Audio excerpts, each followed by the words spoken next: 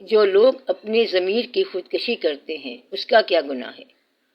اس کا گناہ الگ ہے، اس کی سزا الگ ہے۔ جو جان کی خودکشی کرے اس کی سزا الگ ہے، اور ضمیر کی خودکشی کی سزا الگ ہے۔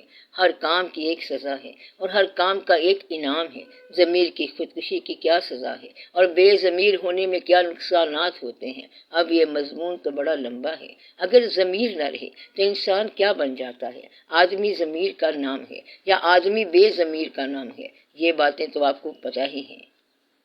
اب سوال یہ ہے کہ ضمیر کیا ہوتا ہے؟ کیا ضمیر کوئی گیون چیز ہے یا یہ انسان کے علم کے ساتھ ساتھ ترقی کرتا ہے؟ ضمیر جو ہے یہ گیون بھی ہے، ودیت بھی ہے، یہ ٹریٹ بھی ہے، یہ ایکوائرڈ بھی ہے، یہ سیزنڈ بھی ہے، اور اس کے پیچھے کولیکٹیو ضمیر آدم بھی ہے۔ یہ بڑی ضروری بات ہے جو میں کر رہا ہوں۔ ضمیر ذاتی ضمیر میں نہیں ہے بلکہ اس کے پیچھے پورا ضمیر آدم ہے۔ تو آپ کا ضمیر دراصل ساری کائنات کا ضمیر ہے، آپ اس کا حصہ بھی ہیں اور آپ ایک الگ اینٹیٹی بھی ہیں۔ ضمیر کا معنی ہے جائز مقام پر ناجائز حرکت کر جانا۔ یہ آپ کا اپنا معاملہ ہے۔ وہ ناجائز کام کرنے کے بعد آپ اس کو کیسے کمپنسیٹ کرتے ہیں، کیا جواز دیتے ہیں، کیسے جسٹیفائی کرتے ہیں، یہاں پر آپ کا ضمیر انوالوڈ ہوتا ہے۔ ضمیر کا مطلب یہ ہے کہ جو کام مناسب نظر نہ آئے اور آپ کر جائیں تو وہاں ضمیر مجروح ہوتا ہے، یعنی وہ کام جو آپ بیان نہیں کر سکتے لیکن کرتے رہتے ہیں۔ اس طرح جس چیز کو نقصان پہنچتا ہے اس کا نام ہے ضمیر۔ تو جو چیز ظاہر کرنے سے ڈرتی ہے وہ ضمیر ہے، وہ شخصیت کا حصہ ہوتی ہے۔ ضمیر آپ کے اپنے اعتماد کا نام ہے، یعنی آپ کا مذہبی اعتماد کہ اپنے آپ میں کیا اعتماد ہے۔ ضمیر ٹرین بھی ہوتا ہے اور یہ جسٹیفائڈ بھی ہے۔ مذہب کے حوالے سے یہ اور بن جاتا ہے، ورنہ تو اخلاق کا حوالہ تھا، روح کا حوالہ تھا، بلکہ کائنات کا پورا حوالہ ہے۔ یعنی ضمیر آدم احساس کا، ریئلائزیشن کا نام ہے۔ ضمیر اس کا بھی ہے جس کے پاس ریئلائزیشن نہیں ہے، لیکن اس کو پتہ ہی نہیں ہوتا کہ ضمیر کیا ہے، بلکہ وہ آدمی برائی کرتا جاتا ہے اور جواز پیش کرتا جاتا ہے تاکہ اس کو محسوس بھی نہ ہو۔ آدھی دنیا آج کل یہ کام کر رہی ہے۔ کیا کر رہی ہے؟ برائی کرنا اور اس کا جواز پیش کرنا تاکہ ضمیر بھی مجروح نہ ہو اور برائی بھی جاری رہے۔ آدھی سے زیادہ لوگ یہ کام کرتے ہیں اور اپنے ضمیر کو بچا جاتے ہیں۔ بے ضمیر عمل کرنے کے بعد وہ ضمیر کو انوالو ہی نہیں ہونے دیتے۔ مثلا کسی کو قتل کرنے کی خواہش ہے تو وہ ایک ہنگامہ کھڑا کر دے گا کہ ہم دشمنوں کو اڑا کے رکھ دیں گے، فنا پھر سکر کر دیں گے، پھر 5000 بندے قتل کر کے آ گیا اور کہتا ہے کہ انہیں پھر نار کر دیا، تباہ کر دیا، کافروں کو اڑا کے رکھ دیا۔ یہ سب بڑی خوشی کے ساتھ بیان کرتا ہے۔ کیا کیا؟ 5000 خاندان برباد کیے۔ ایسا ہو سکتا ہے نا؟ تو ضمیر کو سلانے کے بڑے بڑے طریقے ہیں۔ بہرحال وہ کام نہیں کرنا چاہیے جو آپ کو محسوس ہوتا ہے کہ یہ کام نہیں کرنا چاہیے۔ یہ اچھی بات ہے۔ جناب ہمارے معاشرے میں ایک چیز جو کرنی چاہیے دوسری سوسائٹی میں کہتے ہیں کہ نہیں کرنی چاہیے۔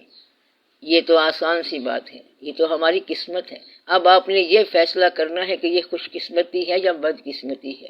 ہمارے ہاں سوچنے کی گنجائش نہیں ہے کیونکہ مذہب نے وضاحت کر دی ہے۔ ہم وہ کام نہیں کر سکتے جو دوسری سوسائٹی کرتی ہے کیونکہ ہمیں منع ہے۔ جہاں مذہب خاموش ہے وہاں چھلانگ نہ لگانا، وہاں آپ پابند ہیں۔ کچھ قبیلے ایسے ہیں کہ نوجوان چوری کر کے ہیرو بن جاتا ہے اور ہمارا نوجوان چوری کر کے خودکشی کر لیتا ہے۔ یہاں شہر اور گاؤں کی بات نہیں ہو رہی، میں مذہب کی پابندی کی بات کر رہا ہوں۔ جہاں دین نے روک دیا وہاں رک جاؤ۔ آدھی دنیا اپنے آپ کو دوسرے کی محبت سے محروم سمجھتی ہوئی کہتی ہے کہ ہم نااہل ہیں، اور جب محبت کا پہلا خط ملتا ہے تو وہ کہتے ہیں کہ آج ہم اہل ہوئے۔ آدھی دنیا کا یہ فارمولہ ہے۔ ایسا ہوتا ہے کہ گناہ کامیاب ہو گیا تو وہ جوان ہو گئے۔ آپ یہ دیکھیں کہ مذہب نے آپ کو کیا کہا۔ یہ آپ کی خوش قسمتی ہے کہ آپ دین میں آ گئے، اور یہی بد قسمتی ہے کہ آپ پابند ہو گئے۔ اب شہر کا یا گاؤں کا ہونے کی کوئی بات نہیں ہے۔ یہ دیکھیں کہ چوری کرنے کے عمل کو مذہب نے کیا کہا۔ لیکن جو سماجی روایات ہیں ان کا کیا کریں؟ یہ معاشرہ اپنے سوشل کسٹمز کی وجہ سے اپنے اختیار کیے ہوئے مذہب میں نہیں ڈھلا۔ یہ ہماری آج کی محفل کا پہلا سوال تھا کہ یہ معاشرہ سوشل، نیشنل یا انٹرنیشنل کسٹمز کی وجہ سے ابھی تک اسلام میں نہیں ڈھلا یا اسلام اس میں داخل نہیں ہوا۔ وہیں تو ہم اٹکے ہوئے ہیں۔ یہی بات تو آپ پوچھتے ہیں کہ چوری یہاں پر مسلمان کرتے ہیں اور وہاں انگریز نہیں کرتے۔ بعض اوقات ہم دوسروں کو خوش کرنے کے لیے اور اس کی دل آزاری نہ کرنے کے لیے غلط کام کر دیتے ہیں۔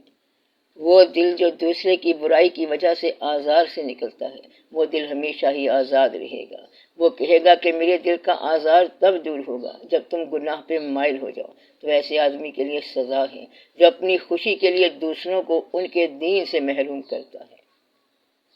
یہ تو کروانے والے کی بات ہے، اور جس نے یہ کام کیا ہے اس کے لیے۔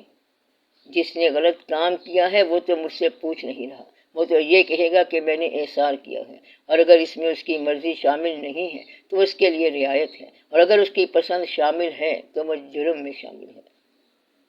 بنیاد پرست اور اجتہاد کا کیا رشتہ ہے؟ اجتہاد تو ہو جانے کا نام ہے، نہ ہو تو پھر اجتہاد کیسا؟ ہم اجتہاد سے پہلے کی بات کر رہے ہیں، اجتہاد کے بعد ہم اس کے مطابق بدل جائیں گے۔ آج کل کی مسلمان دنیا کا جھگڑا ہی یہی ہے۔ مسلمان دنیا کی بات نہیں ہے، ہم تو اجتہاد کی بات کر رہے ہیں۔ مثلاً 4 آدمی فیصلہ کرتے ہیں کہ ہم اجتہاد میں شامل ہو گئے۔ اگر 50 آدمی یہ کہتے ہیں کہ آج کے بعد ہم اپنے فنڈامنٹلزم میں چوری کو شامل کرتے ہیں، تو کرنے کے بعد یہ فیصلہ ہو جائے گا کہ اس معاشرے نے اس دور میں یہ چیز شامل کر لی۔ کوئی ہو تو صحیح جو بنیادیات کو رکھ لے یا بنیادیات کو ہٹا دے۔ جب تک ایسا شخص نہیں آتا آپ بنیادیات کو چلنے دیں، پھر خیر اور شر کا مذہب نہیں، جیسے بتایا ہے وہی رکھو۔ اس میں کیا حرج ہے؟ اپنے آپ کو بچا لو، بس آپ دوسروں کے لیے گناہ نہ کرو کہ میں نے اس کا دل راضی رکھنے کے لیے گناہ کر دیا ہے۔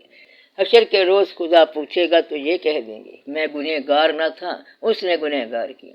یہ بھی کوئی بات ہے؟ یہ احسار نہیں ہے۔ جو بیان امر کے طور پر آ چکا ہے اس پہ عمل کرو، یہ کوئی مشکل بات نہیں ہے۔ بچ جاؤ، ایوائڈ کر جاؤ، آسانی سے ایوائڈ ہو جاتا ہے۔ اس سے روکا گیا اس سے رک جاؤ، اور جو کرنے کو کہا ہے وہ کر ڈالو، اور جہاں نہ ہو سکے وہاں معذرت کر لو۔ یا تو اسلام کے مقابلے میں نیا دین لاؤ، لیکن اس دین کو ماننے کے بعد اس دین سے انحراف آسودگی نہیں آنے دے گا۔